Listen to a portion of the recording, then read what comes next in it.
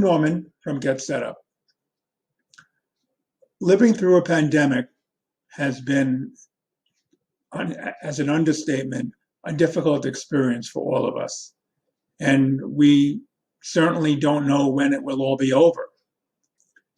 In this social hour, we're going to talk about what is causing us to be so stressed and so upset, and how we can deal with it, how we can feel better during this very difficult and trying time. We'll talk about how to stay safe. And I think most importantly, we'll share our feelings with others who are having the same thoughts and concerns that you are, and try to find comfort in being together.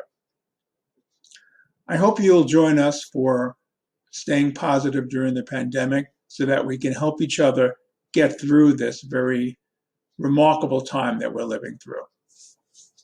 Thank you so much. I look forward to seeing you.